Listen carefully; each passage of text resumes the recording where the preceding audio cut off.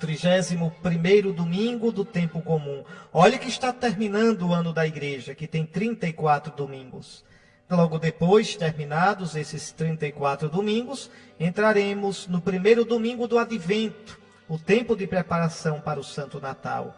Eita, meus irmãos, como a vida passa depressa, como a vida deve ser cuidada, vivida diante de Deus, com responsabilidade, valorizando aquele curto espaço de tempo que o Senhor nos concede neste mundo. Triste daquele que vê a vida passar sem realmente empenhar-se em construir uma existência diante de Deus e diante dos outros. Pois, 31º domingo do tempo comum, fiquemos com a palavra de Deus, com o versículozinho colocado no início da missa de hoje, tirada do Salmo 37. Não me abandoneis jamais, Senhor. Meu Deus, não fiqueis longe de mim. Depressa vinde em meu auxílio, ó Senhor, minha salvação. Está aí a atitude do homem que se reconhece pequeno, pobre diante de Deus. O homem que sabe que sozinho não conseguirá nunca ser pleno.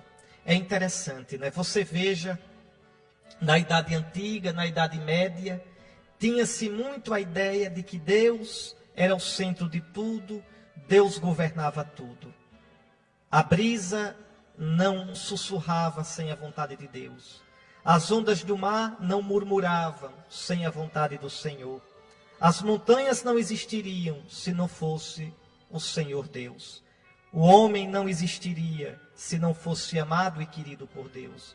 A gente compreendia a vida na luz de Deus. Depois veio a revolução científica, vieram as ideias que colocavam o homem no centro de tudo, veio o ateísmo, e o homem hoje, em geral, se sente o centro de tudo, o dono de sua própria vida. Mas, meus irmãos, aquilo que se dizia na Antiguidade e na Idade Média continua sendo verdadeiro. Mesmo com todas as descobertas da ciência, hoje, quando o homem já compreende tanto dos mecanismos da natureza, dos mecanismos do mundo, ainda assim, vale dizer, se as montanhas existem, se as estrelas cintilam, se eu existo, se você existe, é porque por trás de tudo isso, também por trás das leis da física, da química, da biologia, aí está uma inteligência cheia de amor, que é Deus. E mais que tudo, sem essa abertura para Deus, a vida humana se torna incompreensível. Se torna uma coisa absurda. 70, 90 anos que passam depressa, como a laçadeira do tear. Rápido, rápido, rápido. E qual o sentido de tudo o que vivemos? Qual o sentido da alegria e da tristeza, do sorriso e do pranto, do abraço e da partida, do nascer e do morrer? O homem é interessante. O homem só se compreende, só sossega o coração quando se abre para o infinito. A ciência por si mesma não pode encher o coração do homem.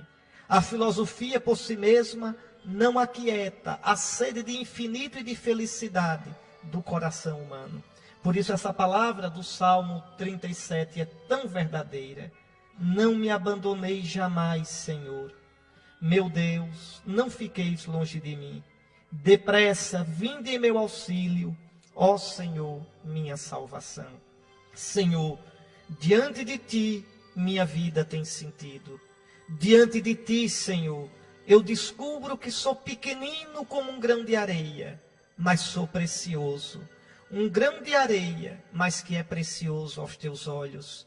Tu, Senhor, que te escondes no verde das florestas, no azul do céu, na brancura das nuvens, no sorriso de uma criança, numa flor que se abre. Tu, Senhor, és o sentido último, és a razão primeira de tudo quanto existe e da minha existência. Em ti, minha vida encontra repouso. Sem ti, nada me dá sossego e tudo é um vazio tremendo.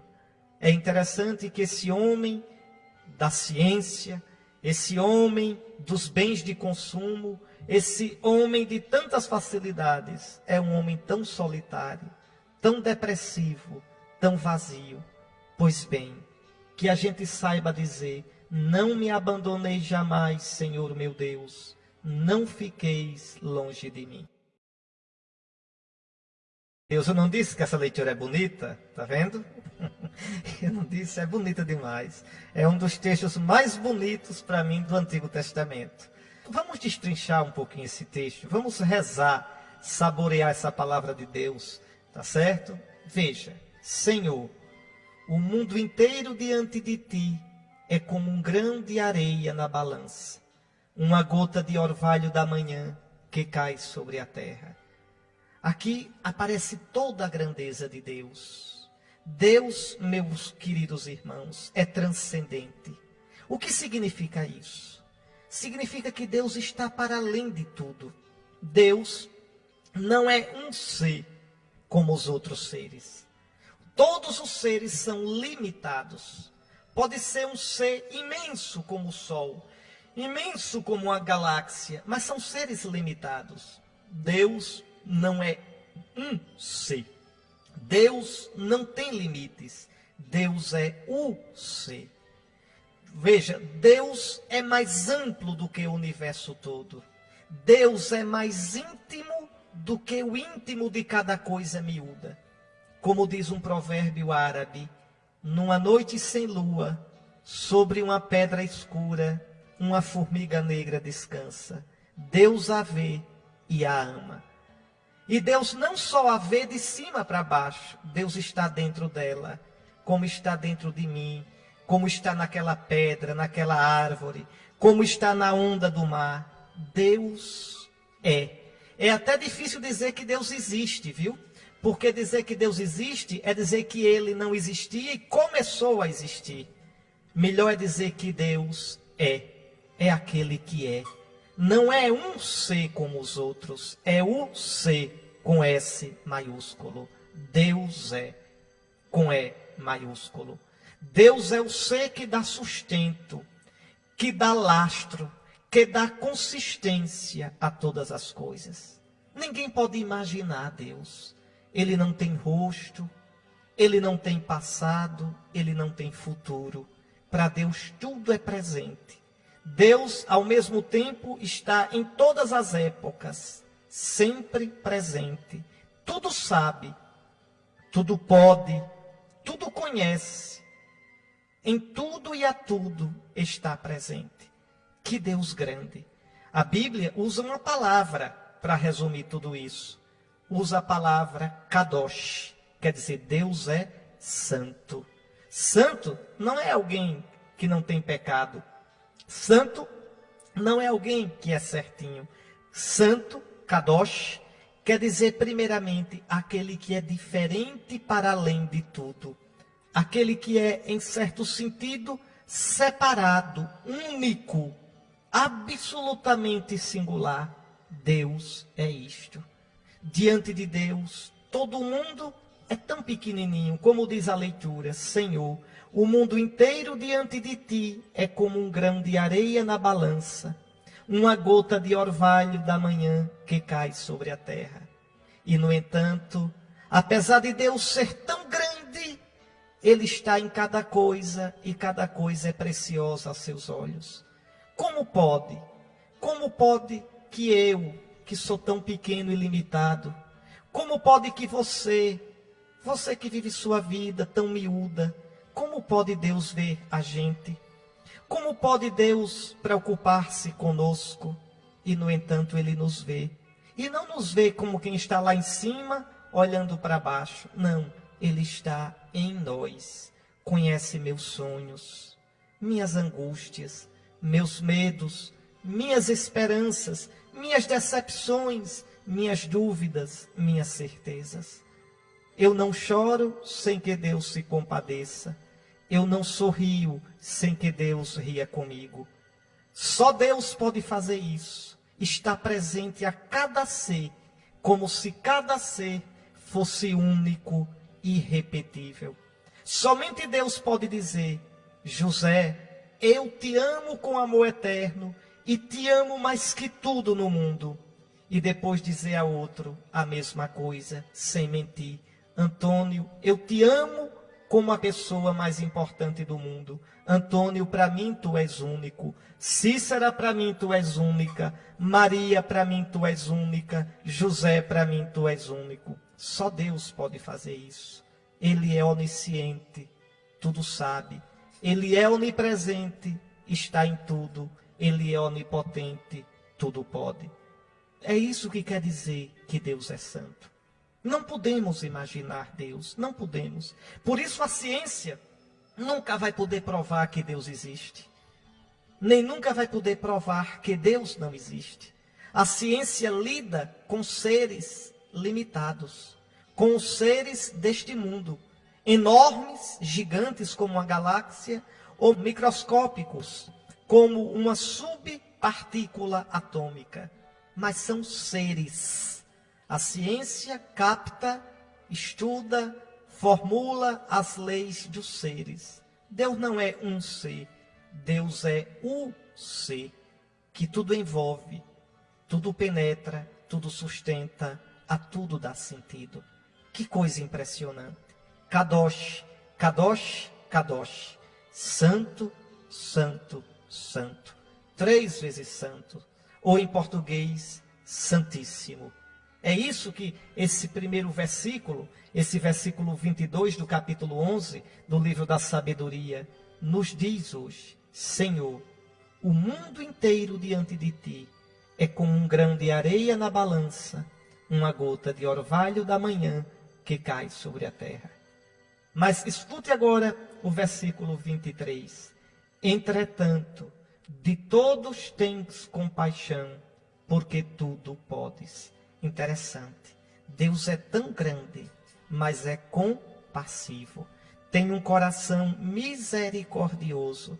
Tem um coração amoroso, benévolo, benigno, preocupado em relação à sua criatura. E por que Deus é assim? Porque Ele pode tudo. Não sei se você observou essa frase. Olha como ela é bonita. De todos tens compaixão, porque tudo podes. Ou seja, o poder de Deus não é como o poder humano. Quantas vezes o poder humano é em função, é a serviço da nossa prepotência, da nossa autoafirmação, da nossa arrogância. Deus, porque é poderoso, sustenta tudo. Deus, porque é poderoso, é misericordioso e compassivo para com todos. Senhor, como tu podes tudo, tu mostras o teu poder, tendo compaixão de todos. O teu poder se manifesta, Senhor, não condenando, mas salvando. Não destruindo, mas criando. Não nos sufocando, mas dando espaço para que desabrochemos plenamente. Que coisa linda! E aí continua a palavra santa de Deus. Fecha os olhos aos pecados dos homens, para que se arrependam. Sim, amas tudo o que existe, e não desprezas nada do que fizeste, porque se odiasses alguma coisa, não a terias criado. Que coisa linda!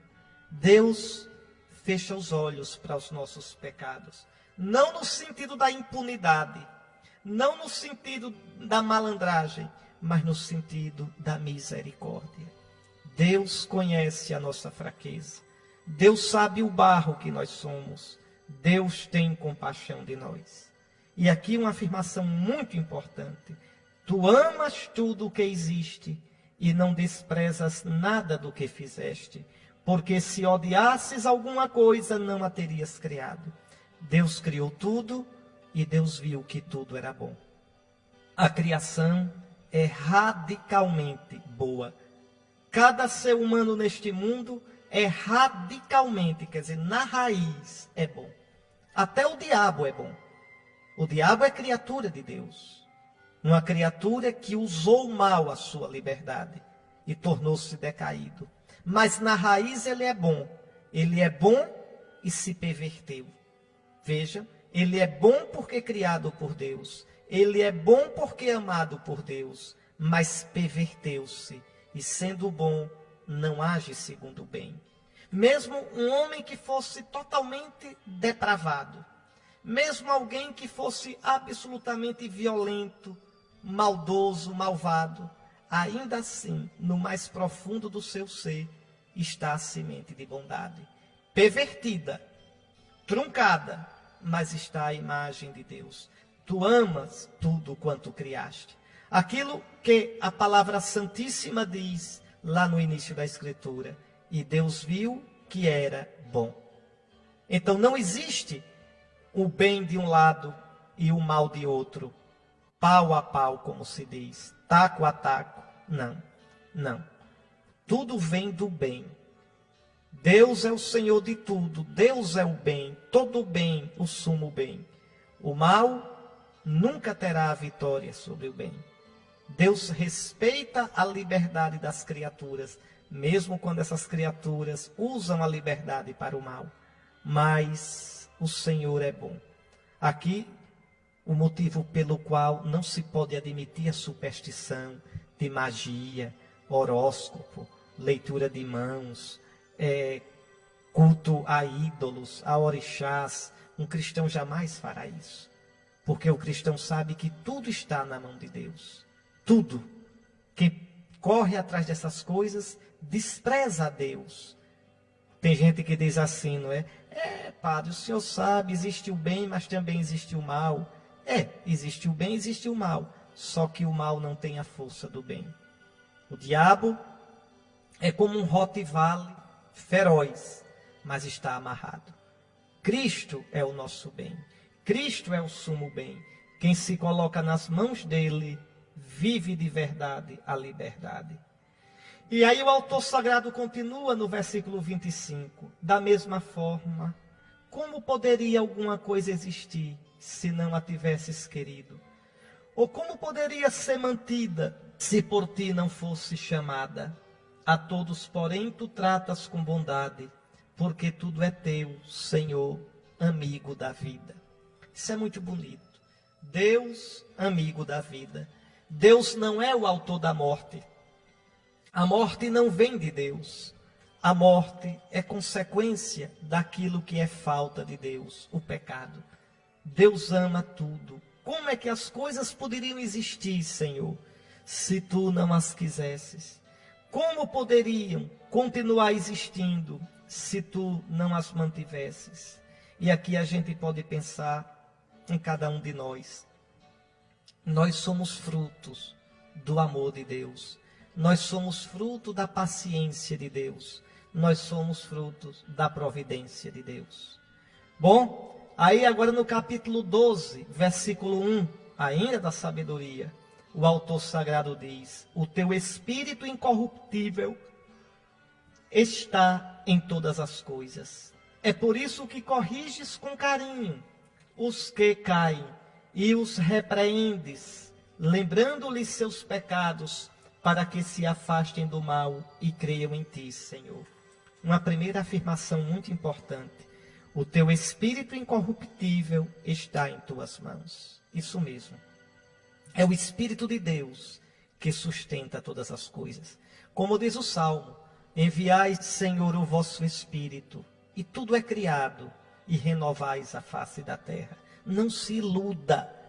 Se uma flor se abre, é porque o Espírito de Deus está nela. Se as ondas do mar murmuram, é o Espírito de Deus que as impulsiona. Se o universo está em expansão, é na energia do Espírito de Deus. Se eu tenho coragem de sonhar, de querer ser bom, de esperar, de não desistir, é pela força do Espírito de Deus. Mas esse Espírito suavíssimo, ele não destrói a natureza das coisas. Pelo contrário, ele age dentro da natureza das coisas. Esse Espírito de Deus que sustenta o universo e que torna todas as coisas saudáveis e boas. E aí o autor sagrado diz: é por isso que corriges com carinho os que caem e os repreendes, lembrando-lhes seus pecados. Jesus tinha dito na última ceia que quando o Espírito Santo viesse, ele revelaria o pecado do mundo. Quanto mais a gente é impulsionado pelo Espírito de Deus, mais a gente vê o quanto a gente é precioso e querido por Deus, mas também quanto a gente é devedor, quanto a gente é insuficiente, é pouco generoso em corresponder à graça de Deus. Mas saibam disso, é o Senhor que sustenta tudo na força do seu Espírito. Meus queridos irmãos, minha irmã, meu irmão, fique com esses pensamentos. Essa palavra de Deus de hoje, essa segunda carta aos Tessalonicenses, tem algumas coisas muito bonitas e muito práticas. Primeiro, observe, São Paulo sabe que nós caminhamos para o encontro com Cristo. Ele tem isso bem claro na cabeça. Nós caminhamos para o encontro com Jesus. A vida humana não termina com a morte, com a destruição. O mundo não vai acabar no nada. Você escutou a primeira leitura. Deus ama o que criou. Deus não vai destruir o mundo não, viu? O povo fala assim, fim do mundo. Cuidado. O mundo não vai se acabar. O que vai se acabar é a história. Um dia passará este tempo em que nós vivemos. Toda a criação entrará na glória. Nossos corpos ressuscitarão. E nós estaremos para sempre com o Senhor. Deus não vai destruir este mundo, Deus vai transfigurá-lo. Vai transfigurá-lo com o fogo do Espírito Santo do Cristo ressuscitado. Tu amas, Senhor, tudo o que fizeste. Deus não fez a morte, Deus não destrói a sua criação. Então, São Paulo tem bem claro isso. Nós caminhamos para o encontro com Cristo. Então, se caminhamos para este encontro, devemos viver a vida de modo digno da nossa vocação cristã. Por isso o apóstolo diz, olha, que o nosso Deus vos faça dignos da sua vocação. Quer dizer, do seu chamado. E Deus me chamou, chamou. E chamou você, chamou. Nos chama a comunhão com Ele em Cristo. Nos chama a viver na amizade com Ele. Caminha na minha presença e ser perfeito. Eis aqui. E São Paulo então diz que Ele, por seu poder, realize todo o bem que desejais e torne ativa a vossa fé.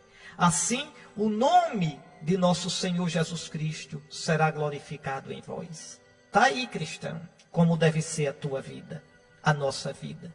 Uma vida de quem crê, uma vida de quem sabe que caminha neste mundo, que não tem neste mundo cidade permanente. Como diz a carta aos Hebreus, nós não temos nesta terra cidade permanente, mas estamos à procura da que há de vir. E a nossa cidade, aquela que esperamos, é a Jerusalém Celeste, a igreja do céu, o corpo de Cristo.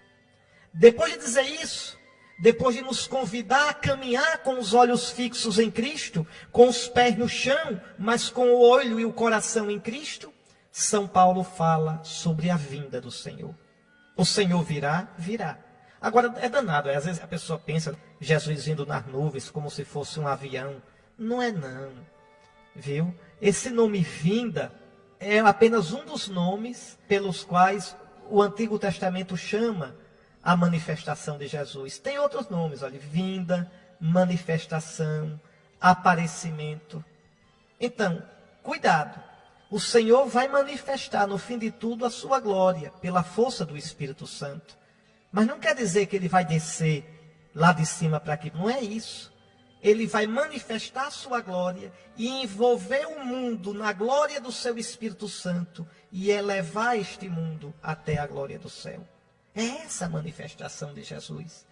Mas o Senhor virá sim. A história humana terá um fim. Passa a figura deste mundo.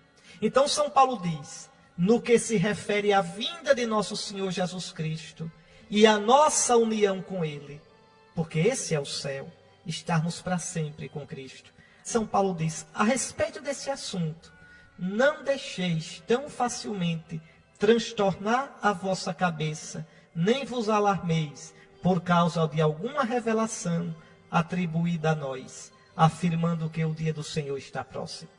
Eita, isso aqui é tão atual. Tem tanta gente aí fazendo propaganda enganosa.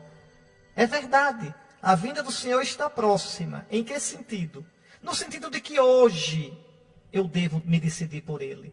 Hoje o que você fizer, hoje as suas opções vão contribuir para o seu céu e para o seu inferno. O Senhor vem a nós a cada momento da vida. Ele vem vindo sempre. Vem as pessoas, vem os acontecimentos. Nesse sentido, a vinda do Senhor está próximo. Mas não pode dizer, a gente não pode calcular em dias, meses e anos a vinda do Senhor. De modo nenhum. E é interessante que São Paulo diz, não vos deixeis facilmente transtornar. Não vos deixeis alarmar. Não transtorneis a vossa cabeça com essas histórias. O que é importante a gente ter sempre no coração é isso. Nossa vida passa e passa depressa. Nós estamos a caminho do encontro com o Senhor. Nós devemos viver esta vida de modo que possamos herdar a vida eterna. Nossos dias nesse mundo são semente de eternidade. É interessante, essa leitura é da segunda carta de São Paulo aos Tessalonicenses. Se você olhar a primeira carta, essas duas cartas são os livros mais antigos do Novo Testamento. Qual foi o primeiro livro do Novo Testamento? A primeira carta de São Paulo aos Tessalonicenses, escrita no ano 51. E o segundo livro mais antigo? A segunda carta aos Tessalonicenses. Mais antigo do que os evangelhos, do que tudo. Então veja, aí São Paulo já chama a atenção para essa vinda do Senhor e para a nossa responsabilidade. Na primeira carta, essa que a gente escutou é a segunda, na primeira carta, no capítulo 5, olhe como São Paulo diz, olhe, a respeito do tempo e do momento, não há necessidade, irmãos, de que vos escrevamos. 1 aos Tessalonicenses, capítulo 5, versículo 1, e os outros versículos também. Pois vós mesmos sabeis muito bem que o dia do Senhor virá como um ladrão de noite. Quando as pessoas disserem paz e segurança, então repentinamente lhes sobrevirá destruição, como as dores à mulher grávida, e não escaparão. Isso mesmo. Para aquele que foi apegado a este mundo, para aquele que desconheceu a Deus, o dia do Senhor será de agonia. Será de um vazio tremendo, de uma escuridão enorme. Agora, para aquele que viveu no santo desejo de Jesus, para aquele que viveu na amizade com Ele, esse dia será a consumação de uma saudade, de um coração cheio de um amor, o qual a gente sempre desejou. Olhe como diz o apóstolo, agora no versículo 4. Mas vós, irmãos, não estáis em trevas, de modo que esse dia vos surpreenda como um ladrão. Porque todos vós sois filhos da luz e filhos do dia. De que dia? Sois filhos do dia do Senhor. Quer dizer, viveis neste mundo com os olhos fixos no Senhor.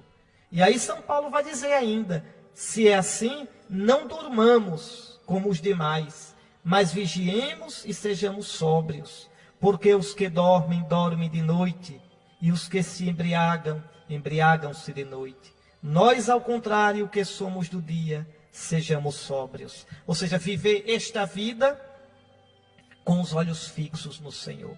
Oh, meu irmão, por que a gente tem tanto medo de lembrar que aqui estamos de passagem e que lá é que viveremos para sempre?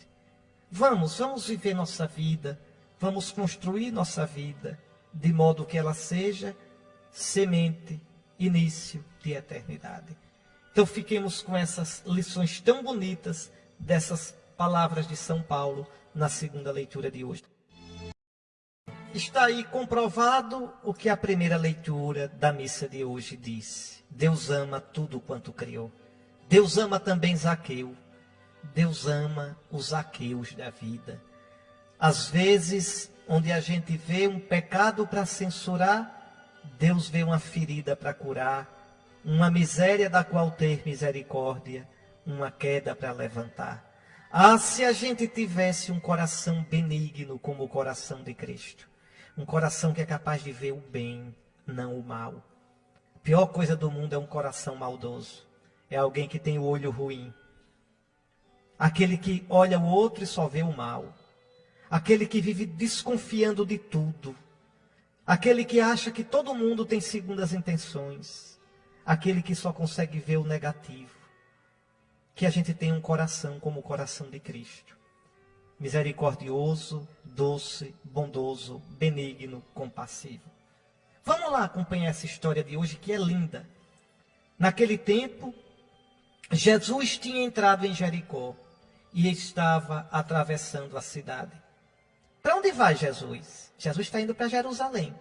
Jericó é uma das cidades mais antigas do mundo, quente que é de matar. Fica quase 400 metros abaixo do nível do mar. Já fica perto do Mar Morto, às margens do Rio Jordão. Quem ia do norte, da Galileia, para Jerusalém, podia ir pelo espinhaço da Terra Santa, as montanhas da Samaria, aí passava ali por Sicá, onde Jesus encontrou a samaritana, ou poderia ir, para evitar os samaritanos, acompanhando a margem do Rio Jordão. Era melhor, porque não tinha ladeira, ali só na margem do Rio Jordão, tinha água perto, e evitava a chateação dos samaritanos. Você sabe que os samaritanos não se davam bem com os judeus. Uma vez até não queriam nem vender comida a Jesus, porque ele ia para Jerusalém. E lembre que Tiago e João queriam fazer chover fogo do céu, com raiva que estavam das cidades da Samaria, porque não queriam vender comida para eles. Então Jesus, às vezes, ia pela margem do Rio Jordão.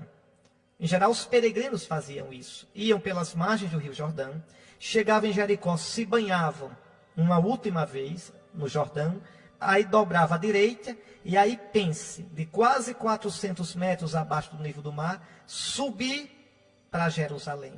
Ainda hoje é uma subida que de ônibus chega, dói nos ouvidos da gente, por causa da mudança de altitude. Então, Jesus está saindo de Jericó para fazer o último caminho, o último pedaço do caminho para Jerusalém, onde ele vai morrer e ressuscitar. Então Jesus aí já era conhecido, Jesus já era famoso. Imagine Frei Damião entrando numa cidade do sertão de Sergipe. Pois assim era Jesus. E lá estava Zaqueu. Quem é esse baixinho? Esse Zaqueu pequenininho? É um cobrador de impostos, mas ainda é o chefe. Você sabe que os publicanos, o nome correto não é cobrador de imposto. Na Bíblia, o nome correto é publicano. Os publicanos eram odiados pelo povo de Israel. E por quê? Porque eles, que eram do povo de Israel, se vendiam aos romanos para cobrar impostos para os romanos. E os romanos tinham, já disse aqui uma vez isso a vocês, tinham uma técnica miserável de cobrar imposto. Os romanos acertavam com o publicano. Por exemplo, dizia, olha, você, seu publicano, vai me dar, por exemplo, 20 mil reais por mês. Pronto. Se você cobrar mais do que isso, é seu. E se cobrar menos do que isso, tem que botar do seu bolso. Eu quero 20 mil reais por mês. Então dava a franquia. E aí os publicanos encarcavam. Porque quanto mais eles cobrassem, mais eles ficavam com aquilo que ultrapassasse a cota. Então vocês imaginem o ódio que o povo de Israel tinha desses publicanos. Além de se venderem para os romanos, eles oprimiam os irmãos, sugavam mesmo o sangue dos pobres. Então, Zaqueu era o chefe dos cobradores de impostos, dos publicanos de Jericó, né? E era muito rico. Não precisa dizer que esse dinheiro não é exatamente honesto. É o dinheiro da extorsão, da opressão. Pois bem, Zaqueu procurava ver quem era Jesus, mas não conseguia por causa da multidão, pois era muito baixo. Me diga uma coisa, se você estivesse lá e visse Zaqueu querendo ver Jesus, o que é que você pensaria? O que é que eu pensaria? Talvez a gente dissesse, o que é que esse ladrão quer aqui? Aqui não é lugar dele não, ele vai comer a lavagem dele lá com os porcos dele. Esse homem é um ladrão, esse homem é um pelego dos romanos. Tem lugar aqui não. Talvez a gente pensasse isso. A gente que julga tão fácil os outros. A gente que olha as aparências. A gente que condena com tanta facilidade. E no entanto esse baixinho procura de todo o coração ver Jesus. Porque certamente ele tinha muito dinheiro, mas o coração estava vazio. Certamente tinha muito poder, mas se sentia tão sem sentido na sua vida. Quer ver Jesus? Então ele correu à frente e subiu numa figueira para ver Jesus que devia passar por ali. Que coisa mais ridícula, imagine. Um homem de respeito, um homem rico trepado numa figueira. Né? Ficou ali na moita, escondidinho, porque quando Jesus passasse, ele lá de cima olhava. Veja, coitadinho, que sede, né, minha gente?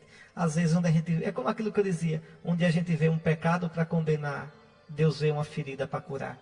Agora, vocês imaginem o coraçãozinho de Zaqueu, né? Aí lá vem Jesus, a multidão, a zoada, e ele lá em cima, quietinho para ninguém ver, porque se visse, imagine os assobios e a vaia, ele que já não era querido pelo povo. Quando Jesus chegou ao lugar, olhou para cima. E vocês imaginem, isso aqui é um azar danado. Né? Jesus chega embaixo da figueira e para. Imagina o aperreio de Zaqueu. E olha para cima, e todo mundo olha também. Imagine a cena ridícula. Zaqueu trepado naquela árvore. E Jesus diz: Zaqueu, desce depressa. Hoje eu devo ficar na tua casa. Esse é Jesus. Esse é Jesus. Vai entrar na casa de um pecador. Vai entrar na casa de um pelego. Esse é Jesus. E eu julgaria Jesus e falaria mal dele se estivesse ali. E você talvez também falasse mal dele se estivesse ali. Esse é Jesus que tem o coração aberto para todos. Esse é Jesus que onde vê uma brechinha aberta, para a misericórdia dele ele entra. Desce depressa, Zaqueu. Hoje devo ficar na tua casa. Vai se hospedar na casa de um pecador. Agora vocês imaginem a velocidade com a qual Zaqueu desceu daquela árvore. Tanto nervoso, tanto alegre, tanto aperreado, tanto incrédulo de tanta felicidade. Ele desceu depressa e recebeu Jesus com alegria. E quantas vezes eu sou preguiçoso e não sou apressado, e não recebo Jesus com essa alegria toda. Ao ver isso, aqui vem a nossa parte. Todos começaram a murmurar, dizendo: ele foi hospedar-se na casa de um pecador. A gente talvez dissesse para Jesus: Jesus, quem com porcos se mistura, farelos come. Jesus, passarinho que anda com morcego, dorme de cabeça para baixo. Jesus, se tu fosses um profeta, saberias quem é este Zaqueu. É que Jesus sabe mesmo quem ele é. Jesus conhece o coração. Pois bem, Jesus vai à casa de Zaqueu. E no fim, Zaqueu ficou de pé e disse ao Senhor: Senhor, eu dou a metade de meus bens aos pobres. Metade para eles, Senhor. E se roubei alguém, e deve ter roubado, vou devolver 4 vezes mais. Ou seja, vocês vejam o que é que provoca o encontro com Jesus. Quem se sente amado por Jesus, quem descobriu o amor de Jesus na sua vida, é capaz de coisas impressionantes. Se você é pouco generoso, não será porque você não descobriu Jesus, ou esfriou a sua amizade com Jesus. Porque quando a gente de verdade experimenta a graça do amor de Jesus, a gente se torna assim, como Zaqueu, totalmente transformado.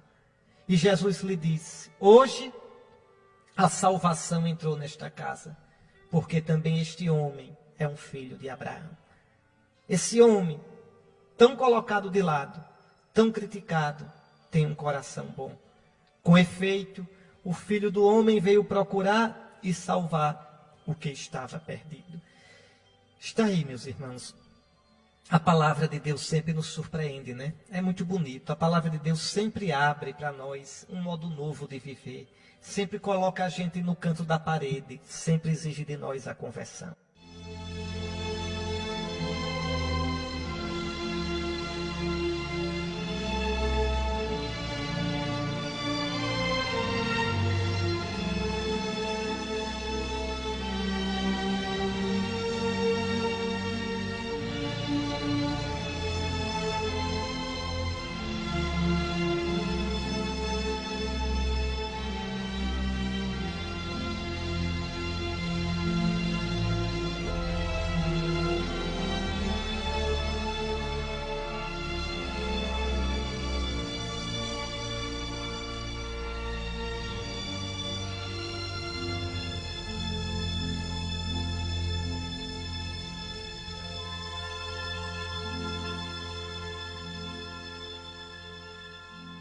Como é bonito viver diante de Deus. Deus que é bom, que é benigno, que é misericórdia.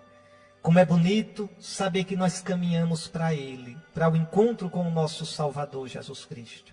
Como é bom saber que nós somos preciosos aos olhos de Deus, porque somos amados por Ele. Esse Deus que é tão grande, mas se faz tão próximo de nós. Lembrem, nós estamos caminhando para o final do ano. Teremos o dia de finados, o dia de todos os fiéis falecidos. Rezem pelos mortos de vocês. Vocês procurem se confessar. E do dia 1º ao dia 8 de novembro, se vocês forem à igreja, participarem da missa, depois forem ao cemitério, visitar lá um pouquinho o túmulo dos mortos, e ali rezarem nas intenções do Santo Padre, um Pai Nosso, Credo e Ave Maria, vocês podem aplicar uma indulgência plenária pelo morto que vocês quiserem. Uma indulgência plenária, uma ajuda preciosa para que nossos irmãos tenham o perdão dos pecados e entrem no céu. Então, do dia 1º a 8 de novembro, qualquer católico, confessando-se, indo à missa, comungando, visitando o cemitério, rezando nas intenções do Santo Padre, o Credo, Pai Nosso e Ave Maria, pode aplicar por um defunto que queira aplicar a indulgência. Rezem pelos mortos. Lembre do que diz a Sagrada Escritura. É um pensamento justo e piedoso rezar pelos mortos. Vá ao cemitério com o intuito de proclamar a fé na ressurreição. Se vai acender alguma vela, lembre. A vela é sinal de Cristo ressuscitado, da luz, da vida, do calor, do Cristo que nos tira da morte.